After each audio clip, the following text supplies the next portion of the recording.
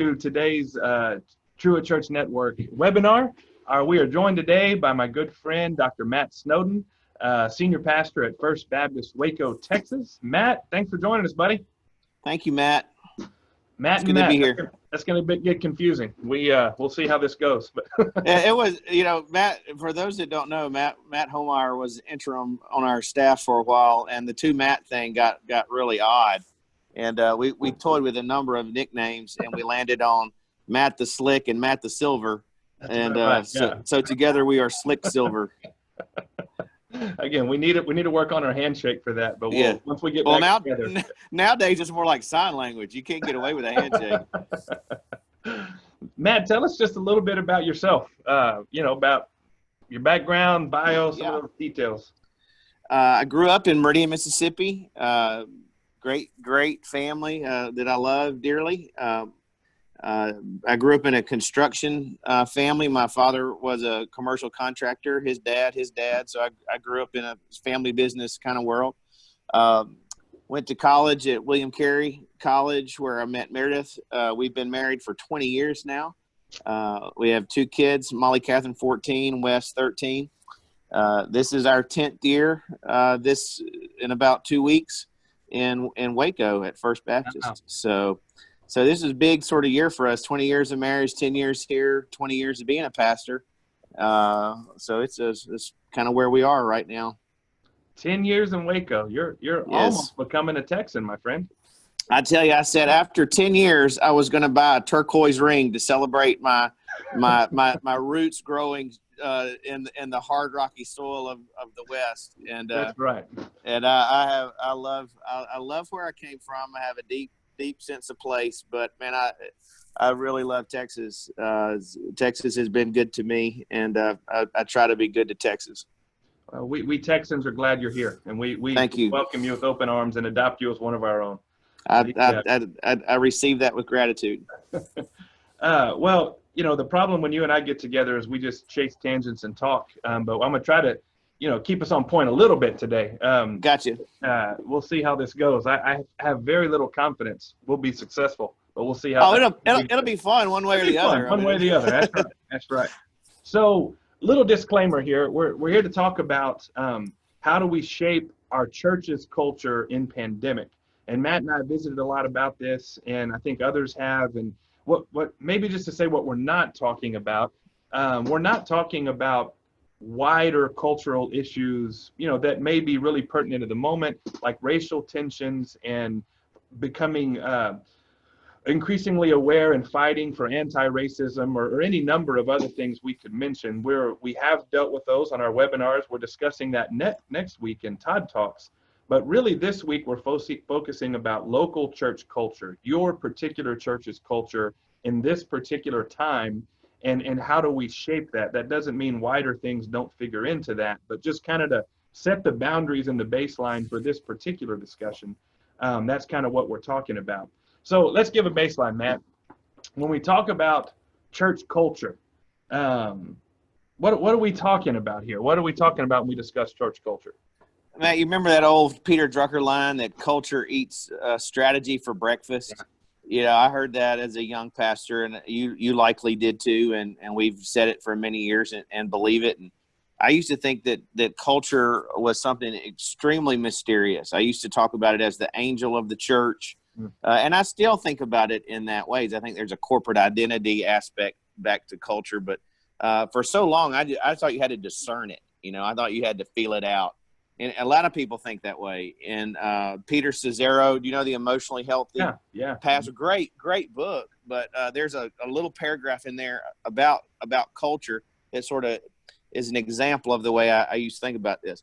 He said, culture is that imprecise something, the invisible presence or personality of a place that can be difficult to describe without actually experiencing it.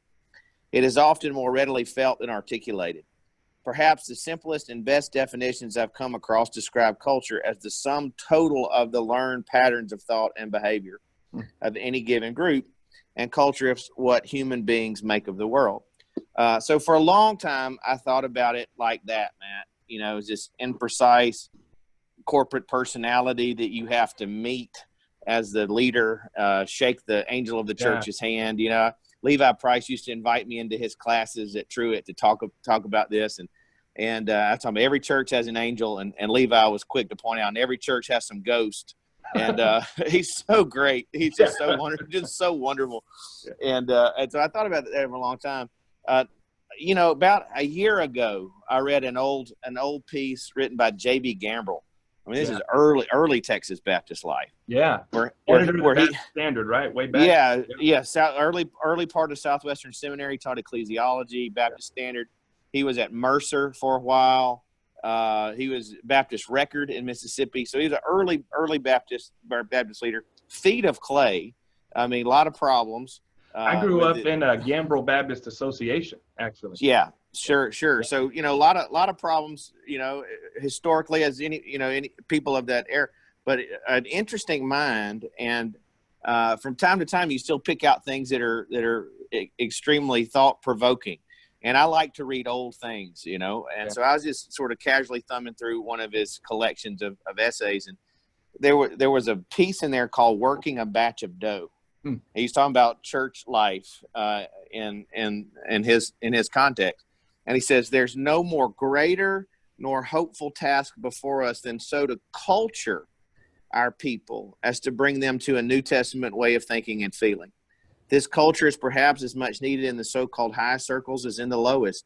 He says, I'm not thinking now of worldly culture, but of soul culture growing out of a deep experimental knowledge of God. And so I read that paragraph, Matt, and I started thinking a lot about this image of working a batch of dough and about culture. And he talked about the real elements of soul culture. And so I started thinking, well, you know, does it have to be as mysterious as Cesaro says? Does it have to be as imprecise as he suggests? Or as, you know, it has to just totally discerned? Or are there ways to analyze it? I mean, can you, if you're thinking about the church as a batch of dough, which, you know, Paul used that image in 1 Corinthians, that we are one loaf that's come from the common loaf, which is Christ. Can you break it down into its constituent parts and analyze it and think about it, and culture it? There's a verbal kind of way to go about it. Can you do that?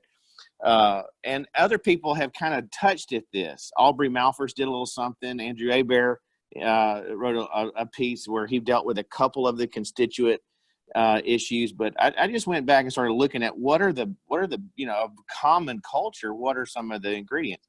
So it basically comes down to a handful of things: beliefs, attitudes, values, goals, and practices. All right. So you have these basic constituent parts. And I started reading the epistles through this lens. And I said, so what's going on in the New Testament churches? Well, it seems that at some point, you know, they're Paul or John or someone is addressing the beliefs or the attitudes or the values, the goals, and the goal being like the kingdom of God as the goal that has sub goals, which have sub goals, which turn out to be concrete plans. And you see all this in the New Testament. So I started reading the Bible that way. And then I went and sat down with Larry Lyon from Baylor, sociology of religion guy, great guy, church member. And we often have email exchanges after sermons. You know, it's a unique congregation when you get that going on. And I said, Larry, this is what I'm thinking. Do these look like the elements of culture, just basic culture? Yep, that's pretty much it. So that kind of gave me a green light to think, you know, really carefully about this. And say those five again. Beliefs, okay, attitudes, values. beliefs. All right, beliefs. So, you know, N.T. Wright said that theology is the backbone of a healthy church. Yeah. So, you know, I think sometimes people talk about community for the sake of community, right? Yeah. And so we gather because we gather. Well, that's foreign concept in the New Testament. You gather because Jesus is not dead. Yeah. You're right. And so, you know, and so beliefs, attitudes, put the mind of Christ. Yeah. You know, let this mind be in you that was also in Christ Jesus. That's an attitudinal kind of thing. Yeah. Values. Christ is your life. Paul would say. To live is Christ, to die is gain. What do we value? Goals. Seek ye first the kingdom of God. Seek the things that are higher. This is the language of the New Testament in the Gospels and epistles. So what we seek, and that's broken down into sub goals. Because I seek the kingdom of God, I seek this. I seek that. We seek this. We seek that. And that's then probably where the local really comes in as well, where the local absolutely differentiated so much in that. Yeah, and with that deal, as far as goals, one of the places you see this fleshed out in the New Testament is those little throwaway sections in the epistles where Paul starts talking about his plans. And they don't apply to us because Paul's been dead a long time. But he said, I want to come see you. I'm planning to come visit you, but I'm going to stay here now because an open door is before me and I got all these opportunities, but there's much opposition. But, he's making concrete plans based on seeking the kingdom. And they're specific, they're time bound, they're, I want to go here, I want to go there. And so those, and they change. So with these soul culture elements, there's fixed things like the goal, and then there are flexible things like the plans, but they're interwoven. But Paul didn't live in a state of planning. He also was a practitioner. He went about it, and you see that throughout the Bible too.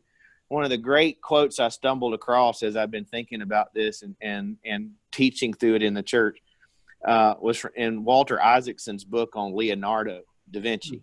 He's talking about Leonardo is this great visionary and dreamer and all these wonderful ideas, but also he put stuff together and he's a creator. And Isaacson, who teaches down at Tulane, said that vision without execution is hallucination. And that's just been one of my favorite sentences, recently. Yeah. And so practices, what we do is part of soul culture, but it's one constituent part and it's dependent on the others. And so that's how I've been thinking about it recently, Matt. And for me, it's been an innovation of thought that's helped me make culture less mysterious to some degree, although it retains its real rich spirituality, because when you start analyzing those constituent parts, you recognize they don't work as a church without the resurrection of Christ. Otherwise, we're the Kiwanis Club with better music. But as a church, they only work because of the Holy Spirit, and that is just interesting, I love as well the so often when we discuss culture, it's hard to focus on the macro and the micro at the same time, and how are we connected to everyone else, but how are we unique in our particular place? And I thought about this. We've been down to Kennedy, where I grew up, which is about 3.5 hours, 200 something miles south of here.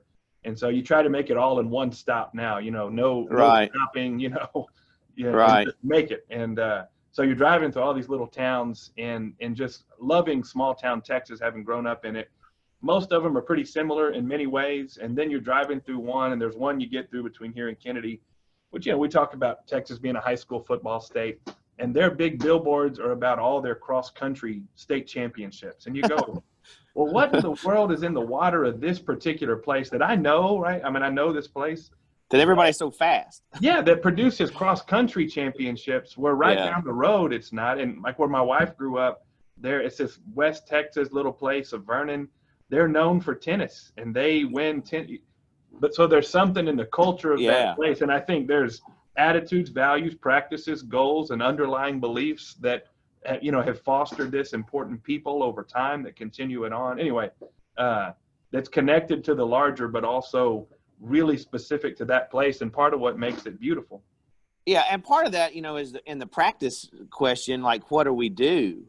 Because of these things, is because of who we are, what do we do?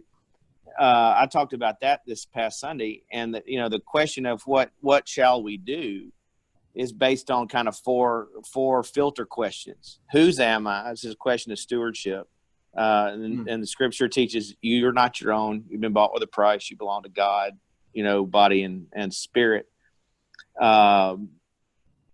who am I? How am I made up? How am I uniquely made up? What is our cluster of gifts and abilities and personality, all that? What do I have?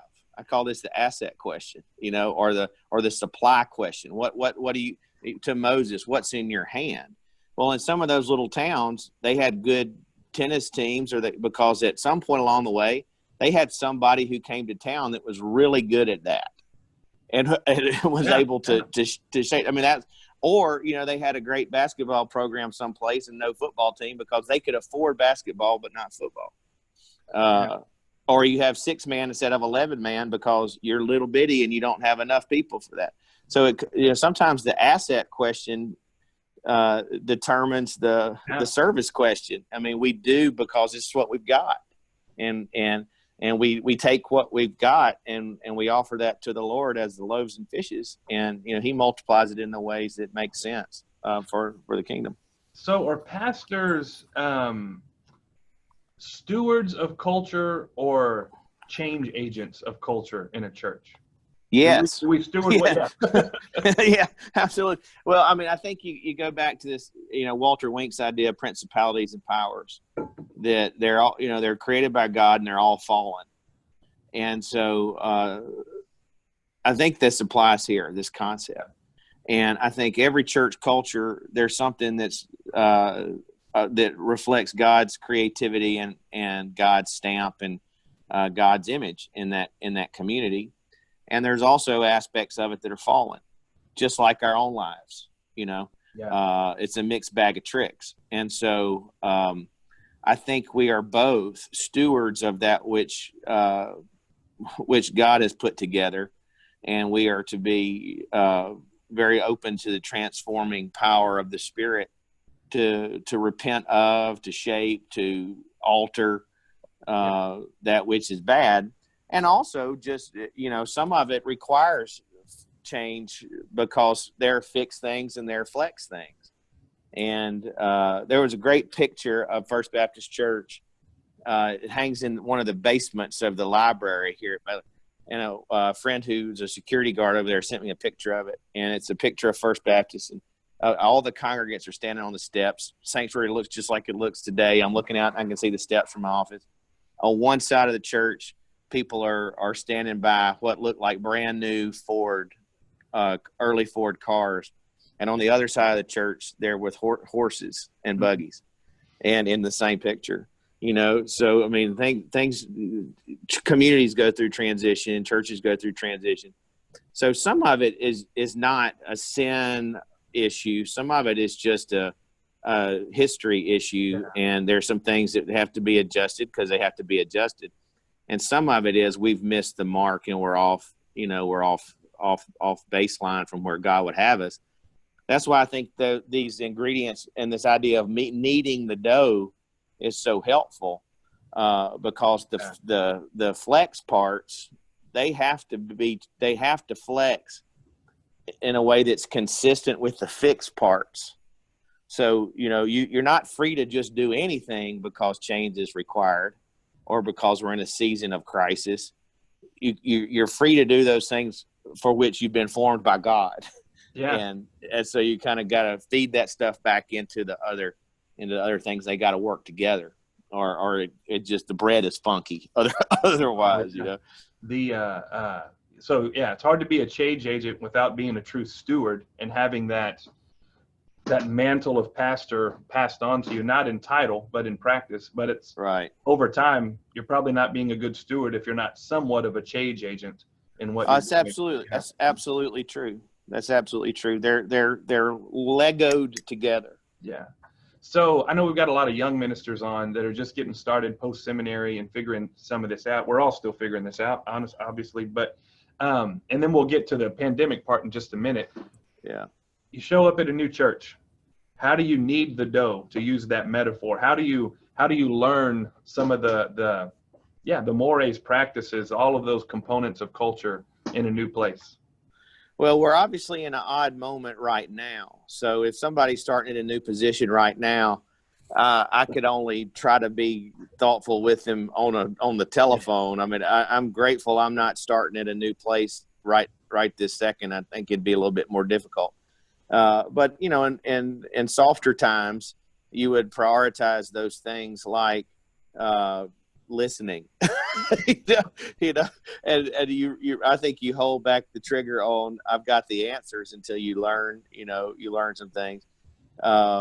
David Bolin, who was our music minister for a long time, he tells a story about when he went to Hawaii to be a music minister, and he got some great advice from one of the old congregants. He said, "Don't try to change much around here until you've learned how to surf." And that made some sense. Learn, be a student of the community, be a student of the church community, be a student of the local community. There's some real technical things you can do to facilitate that, but none of those technical fixes work if you're not really interested in the people and you're not really paying attention and listening to that. And, now that I've picked up on these constituent element parts, I would just become a student of that. I'd break that apart in my own mind. What are the driving core beliefs here? What's the general vibe? What right now in this church, what are the attitudes? Is it a triumphant attitude? Does that match the actual situation? There's some churches that aren't nearly dead enough to do any good. I mean, they're real sick, but they're super confident in how healthy they are. Yeah. And that's an attitudinal thing you want to figure out early.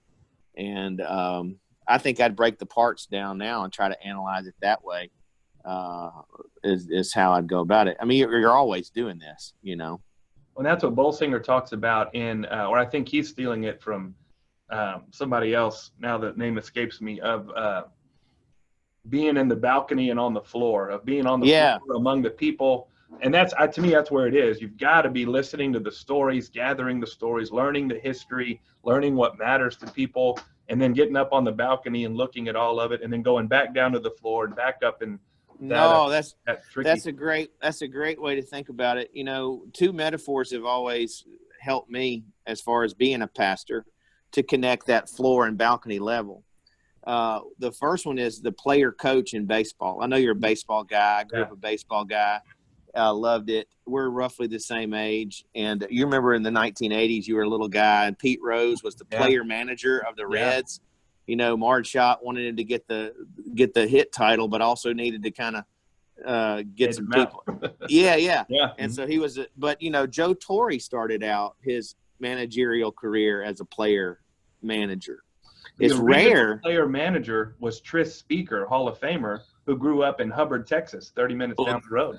Well, there you go. I mean, it's a rare thing in professional baseball, but it's happened enough, and it's an interesting phenomenon. It's always amazing to watch when it rolls around, and at someday it'll roll around again. I think for somebody, and I think of being a pastor as being a player manager.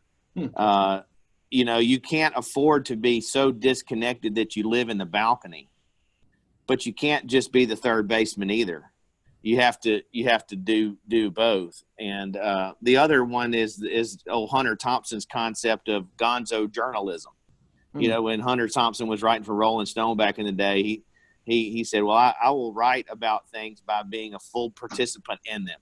So when he wrote about the Kentucky Derby, he just went and partied in the infield for a week and wrote it from that perspective. And so he's a participant, but he's also someone who's thinking about it and being careful about it.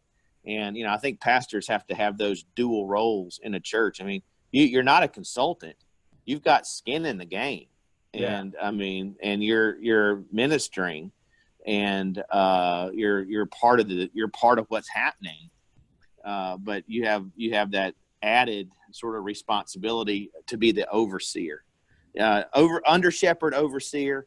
I mean, you never quit washing feet, but you also have to be thoughtful about, hey, we had to rent this upper room and we had to pay for the donkey, and you have the two levels of thought at all times. Well, and I think many of us have a tendency to we like one of those better than the other, and we're naturally drawn to the balcony where we kind of get away from or to the floor where we lose. And learning to balance those and work on those seems a key to moving forward.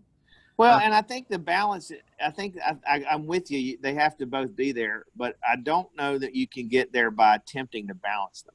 I remember when I asked a question of Dorman Laird, who was my Hebrew professor in undergrad, an Old Testament teacher.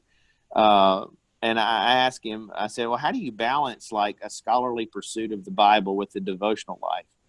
And he just laughed. He said, man, you can't balance those things. He said, you have to pursue both of them in an integrated fashion and with all you got. And it's not like you can seal them off. And, I think, people are more naturally inclined to one side or the other. And I think the mistake that's most common is not to dance with the one that brung you, but to ignore what you're really good at. Yeah. You feel deficient in one side of it. So you spend most of your time trying to be good at that, what you're not naturally great at, that you neglect what you kind of naturally are strong at. Yeah. And I think that's probably most often than not, it's counterintuitive, but I think that's the mistake that most people make. And, that one's, you can overcome it. You've already quoted Levi or Dr. Price, but I remember when I took him for, I think it was probably Life and Work of the Pastor, he brought in Dr. Cook, Ron, who I think's on here, who we both. Oh, fantastic. Both of those guys. And he talked about the geniuses of the church and learning to find those that, depending on where you are, they may do different things for a living, but you're good at what you do, and you get to show that off all the time as a minister and pastor. But learning from the people of your church and finding out what they love and I kind of instinctively knew that, I think, but that day it clicked. I don't remember a lot of days from seminary, really minutely. I remember that one. And that really, for me, was such the fun joy of pastoring, was to figure that out and get to know all of those people and what they could bring. And to me, that's that kneading. That's what I think of a lot when I think of the kneading of the dough, is just figuring out who people are and why they're here, what they love, and how it figures into who we all are together. Oh, no, that's absolutely right. I remember reading one time where Eugene Peterson, I have sort of a, go and do otherwise approach to Eugene Peterson. I mean, nobody really gets the deal he got, so don't try to be Eugene Peterson. That's a whole nother webinar, Matt. But I really am drawn to his writing, and I have so much appreciation for him. And he said one time that he was a really bored pastor until he read James Joyce's Ulysses, and which is a novel about a single day in the life of a single man. And he recognized that everybody in his church was a novel, was a story, was an amazing story. And as Christians, we know that those stories are part of God's story, and part of it's coming together. I talked to Craig Curry recently about the importance of asset mapping in church, and we share that as a commitment and an idea and a healthy practice.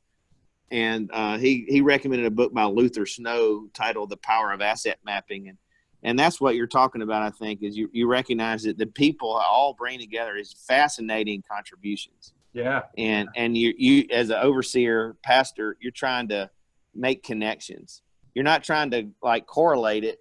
He talked about like barn buildings back in the old days. You didn't just put all the wood people together without the people who made the lunch. You had to have all of them to make the barn raising. And it's like that great American film Jumanji. It's about as good as Citizen Kane. But there's a line in there where he's like, you can't kill a black mamba with a margarita. And so because like this kid, he's got these two skills. He can fly planes and make cocktails. And so he's stuck in Jumanji for 20 years because nobody was there to kill the black mamba. That's, we got to put them all those skills together, all those abilities together. And that's part of how church is needed together, how culture's made, and how we decide what to do. Well, the fun of visiting with Matt Snowden is the breadth of analogies that will be on the table. And so, from the remake of Jumanji to deeper things. All right, let's pivot to culture right now. So how does one shape culture in pandemic? I'll just ask kind of the title of the webinar. You can go from there. Well, it seems to me we're living in short seasons right now, right? I mean, long range planning makes about as much sense as building a horse and buggy factory. So, long range planning is what, 3 weeks? That's the best we could do in some ways. Yeah, and even then, it may be thrown out with any. Yeah, day, you gotta hold that loose. Like right now, we're working on a 5-week long range plan with multiple levels of contingency. Okay, so that's how that works. But we've lived through one sort of clear season, and we had spring, we have summer, and it's like that Robert Earl Keen line in that song, like it's been a long hot summer and not a drop of rain. I mean, it went from the Tiger King and government check sort of kinder, gentler shutdown to, man, everybody's doing different things and mad at each other, and it's really tough, and we don't know where.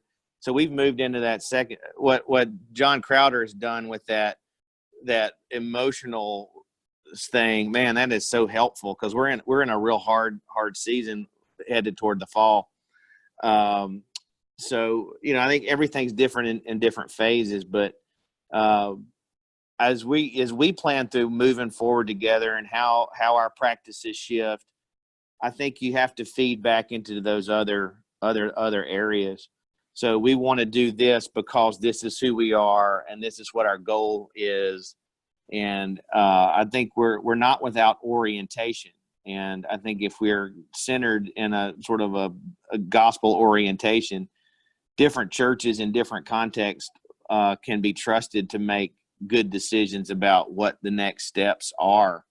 But I think it's a real good time to not just ask what should we do, but ask who are we, ask what do we believe, go back and feed it through those other areas.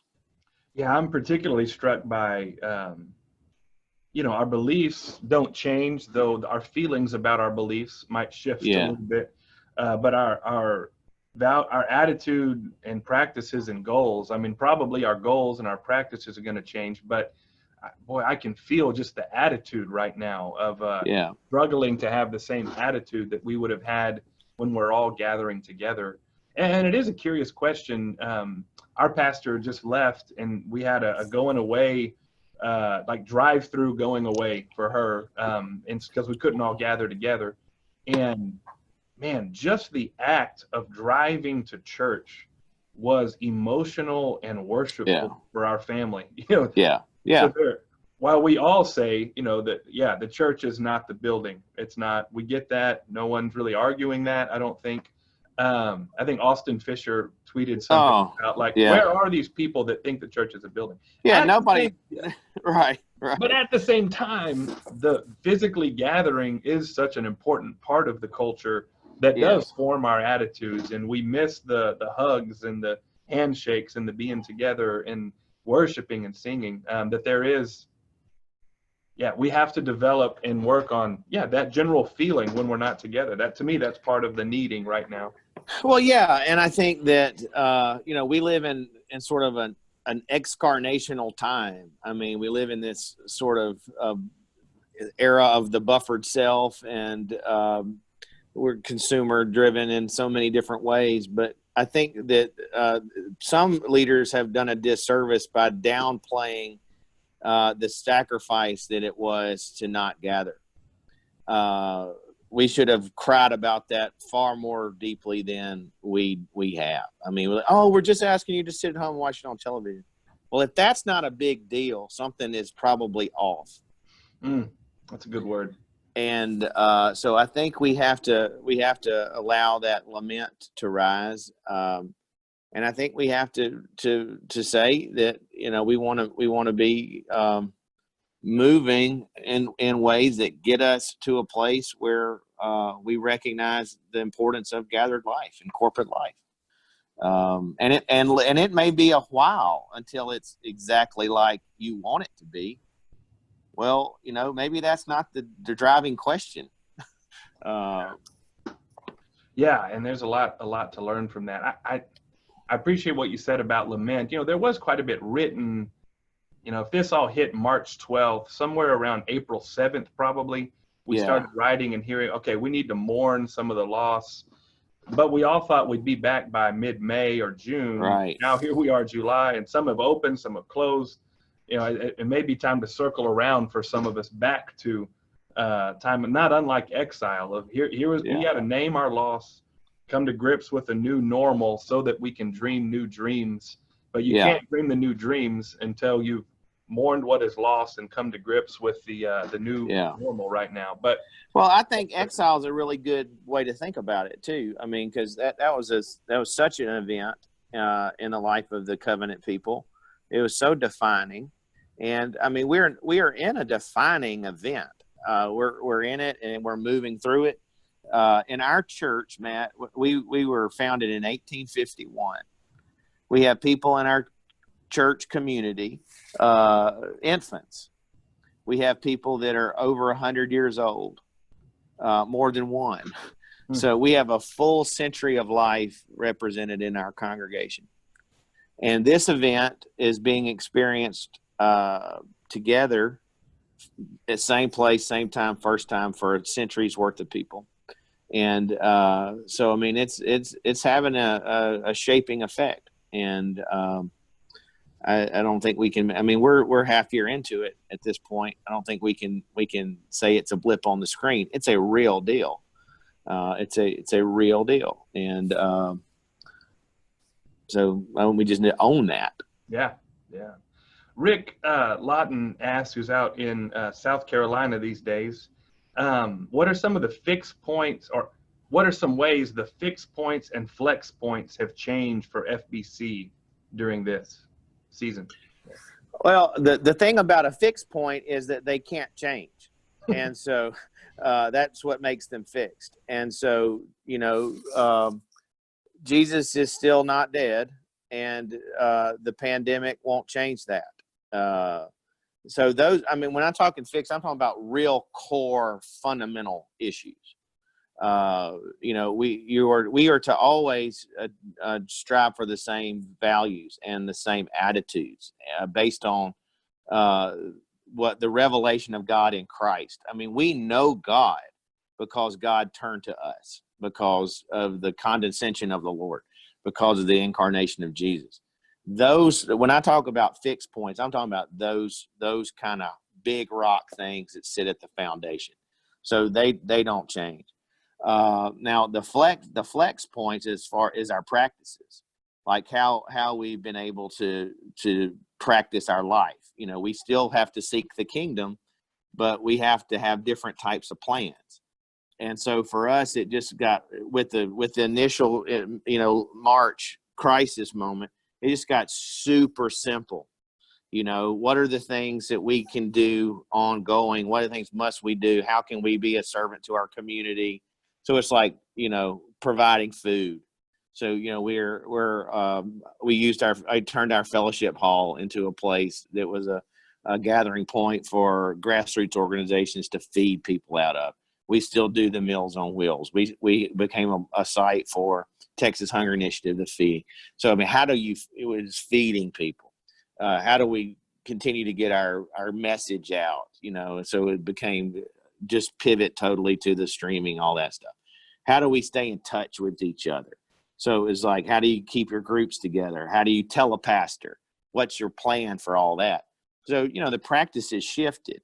And now we're in a place where we recognize they're going to have to shift again, and then again, and then again.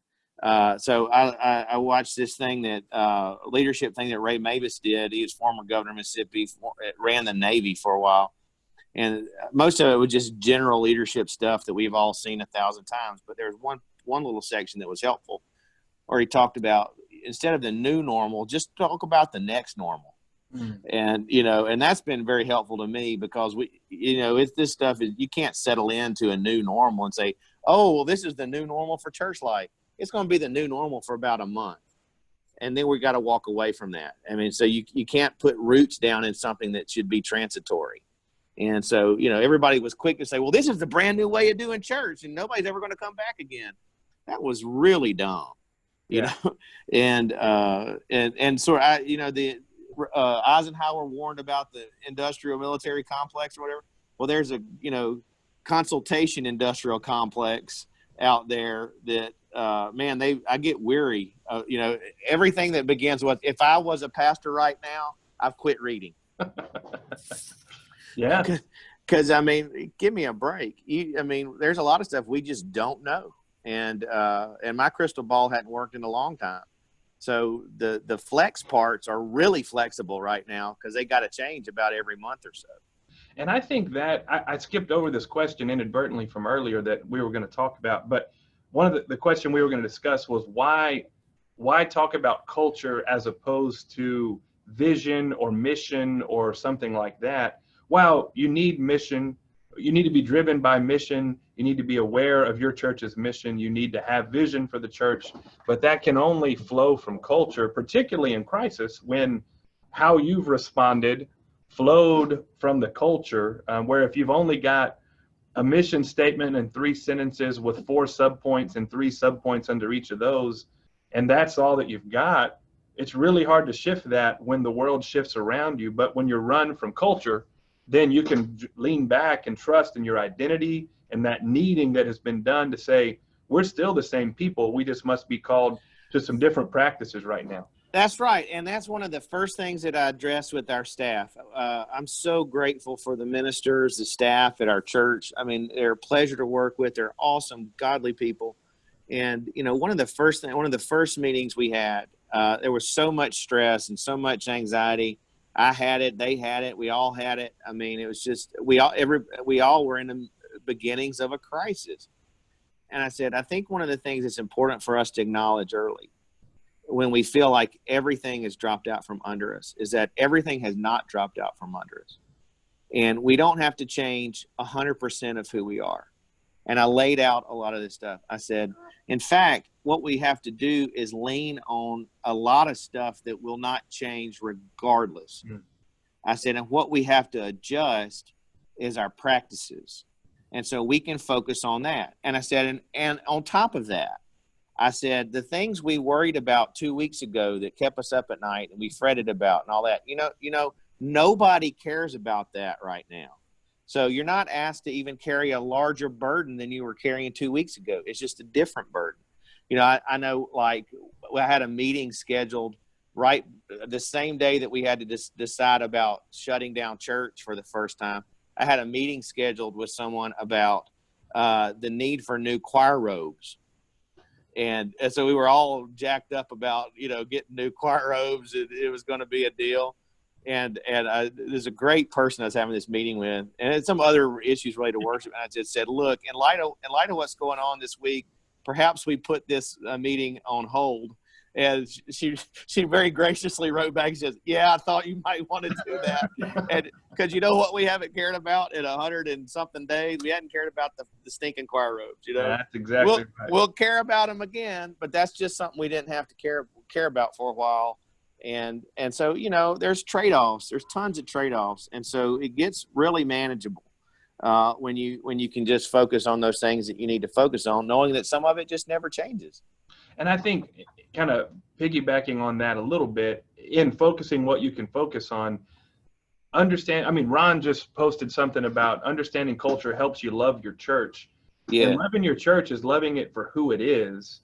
And vision can take your, and mission sometimes not grounded in culture can take your church away from who it is and end up hurting it. Understanding your church culture, get that one straight. Yeah. Is about knowing who your church is and who it is not. And that to me is a really big part of that. There's some that's exactly right. To do, yeah. That's exactly right. And vision is an important category, and we should talk about it, and we should have one. We should never import one. It's kind of like that scene where David is going to fight Goliath, and they try to roll him out there in Saul's armor. And it's just a comical scene. You have this vision of this dude rattling around in this tall man's armor. It's like, remember when Chris Farley wore David Spade's jacket? Fat man in a little coat. Fat man in a coat. And I have that scene in my mind when I read that in the Bible. And there's too many churches that are like a fat man in a little coat. We're just putting on somebody else's clothes. and it doesn't work, and there's frustration and anger. And then for me, one of the greatest sort of places to think about this is in Life Together, Dietrich Bonhoeffer. I read it a couple times every year, and there's a scene in there where he just talks about God hates visionary dreaming. And he said, and basically said, and it was meaning like creating a church, an ideal church in your mind without any connection to the concretized realities of life. And he said, first the visionary dreamer in the church despairs of his brother, then he despairs of God, and ultimately he despairs of his own self. And I think that's what you're talking about with sort of a artificial or saccharine or faux vision. It's generated from someplace other than what God would have for a people in a place, and it ultimately leads you to viewing the church as them and not us. And I've often heard people say, "Well, the ministry would be great if it wasn't for the people." God, those are some miserable pastors, and but most of the time they have a vision. That's exactly right. No, I've said it on occasion, and 4 out of 5 times was tongue in cheek, and 1 out of 5 times. Yeah. So you say it when you're in a really bad place. You say it when you're in a really unhealthy place. Well, and then other days, it's particularly as soon as I came to Truett, man, it was some of those most headache people that you miss the most, that you're first ones you visit when you call. One of them passed away last week, and anyway, that's the way that goes. Yeah, absolutely. Dr. Ken Hall is on Facebook following us, who's a former member of your church, and my uncle, I'm happy and proud to say. He asked he can be a current member really easily. I can help him. I can help him with that. Or just send the tithe. You don't have to join. I'll take it. He said, how can antique ministers like him in retirement be helpful in the crisis of change, particularly maybe as stewards of culture? Oh, man, that's a fantastic question. I'm so grateful to be part of a community of faith that has guys like Ken in it who know the story and who are settled and are all in with the congregation. I could give you a list of names. I call guys like Jeter Bazin and talk things out with Jeter. John Anderson, talk things out with John. I think just being a friend to the leadership and being because you're in leadership, whether it's in an official flow chart or just because you have gatekeeper influence, being somebody who's going to be a truth teller and an open, to be the person that you can have napkin conversations with. A napkin conversation is where you say, "Hey, I want to invite you out to lunch," and you pull out a pen and you chart out what your notions are on a napkin and say, "What do you think about this?" To be people that you can have the meeting before the meeting with, man, that's just invaluable. That's just an incredible gift. It brings so much stability. In a large country like ours, the bureaucracy, we often fuss about the bureaucracy in the nation's leadership, but the bureaucracy does bring stability between sometimes radical changes in elected leadership. And so what I'm advocating is that Ken becomes part of the deep state and just helps be part of that. I mean, that's a really good role to be in, I think, in a church, just to be kind of a quiet, strong presence that, they know you're with them because they know you both want the best for the church, but you're also with them enough to tell them the real truth as you see it, and an ability to work it out together. Man, I can't tell you how much those people mean to me in my life. And if you're smart, you'll listen to them, and you can't always, and resist the urge to try to make out the leaders to create them into your own image. Yeah. Refuse to put marionette strings on the pastor. Recognize that this needs to be an eyeball to eyeball kind of relationship if it's going to work right. But yeah, just don't disengage. Stay in there, and if the invites aren't coming from your side, you make the invites and hang close to those folks, because they're going to need you. Boy, when I went and pastored a brand new church, not brand new to me, it was a brand new church. I was the first pastor right out of seminary. At the time, I thought, boy, if we could just get a bunch of 20-somethings, 30-somethings in here, we will flat grow a church. And after about, I don't know, 3 months, I realized, no, give me a bunch of 50 to 70-year-olds, that have some wisdom, but have a lot of energy still and have just a lot to share. And boy, that's when a church, I think, can do something. And you need all the generations, certainly, but that particular group that has institutional memory, that has wisdom, that has resources, that may have time as well, particularly if they're not working, that can help me as a pastor run off some cliffs when I'm about to, through friendship. Yeah. But then when the time comes to change and move, that can help the church go through that process, that it's not all on staff and church. That's right. And I think it humanizes the process of transformation too, in very holy ways. I've thought a lot about the book of Ezra recently, because I think there's so many parallels to the leadership that Zerubbabel and Ezra, so forth, what we're facing now as far as sort of vicarious priestly ministry and all that. But there's that scene where they're rebuilding the temple, and it's this great day, and there's great joy and praise, and a loud shout rises up, and the older people who had memory of the former temple, they're weeping, and from a distance you can't tell if it's a shout of joy or a shout of weeping. And I think we have to recognize we live in a very penultimate reality, where we seek the kingdom, but the kingdom is not fully present. And we live in a world where joy and sorrow meet. And that's a holy, holy place. And particularly at this time where in a crisis, what makes a crisis is that you have very few really good options. Mm. And so whatever we do is going to be a painful decision. And we're going to have a series of painful decisions for a while. That's what makes a crisis a crisis. So you either opt out or you be willing to take the licks.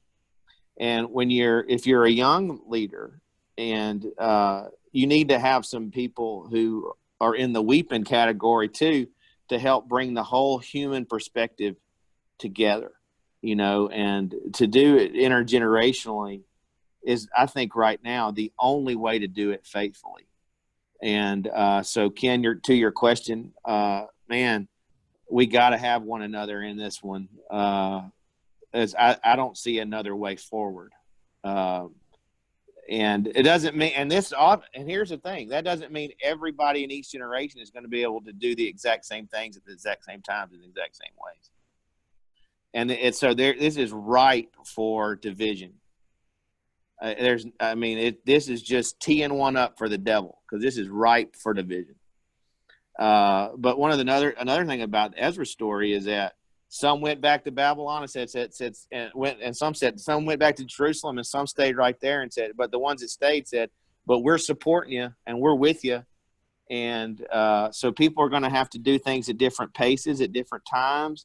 And we've somehow got to hold everybody together, recognizing that it may not look exactly the same for everybody, but we've got to find a way to move forward together, even if it's not exactly the same stuff at exactly the same time. And we've got to sanctify that, I think, and say that's okay, and be for each other in the midst of it. I don't see a way around that one. No, and yeah, I agree. I particularly struck by that part, I guess, at the end of Ezra 2, of the rejoicing and the mourning, the cry, and the chapter just kind of ends, right? I mean, right there with that line of, you couldn't distinguish them without really saying much, not giving any commentary on that. And I don't take that as a negative, really, but frankly, that's the life of the church. We're always, in any given worship setting, there's cries of joy and there's cries of grief. all at this mingled there together. All to the same time. And I think for worship planning right now and everything, finding ways to hold that together, it will be very powerful depending on what everybody's going through in any given setting. That's exactly right. And sometimes, Matt, let's be really honest about it. It's harder to rejoice with those that rejoice than it is to weep with those who weep. And but they're both holy and appropriate and right. And we got to keep on rolling with those two things. Well, Matt, thanks for being with us today. We could go on a while, but we're coming up to our lunch hour. Do you have a last blessing or word of encouragement for those following us today? Matt, I'm grateful for the people who are watching this and participating in this and will watch later. And I would say, this is what I think right now, is that the greater body of Christ, if there's any time in our lives where we need to offer each other mercy and kindness and grace, it's right now. I think that I was in a great phone call with pastors from all over Texas yesterday, from San Antonio to Amarillo to Houston to, all Dallas, all over the place. And everybody's church is kind of having to do things differently in their context and their situations. Even within cities, people are going to make different decisions. I think let's be kind to one another. Let's be nice to one another. And I mean, I certainly think if you have strong opinions, you can share it, but remind yourselves that social media is not the real world. And, there's just a lot of people with nothing better to do being jerks on there all the time. And I think pastor leaders need to opt out of that. We all need to offer each other some grace. And another thing is, this is not an unprecedented moment.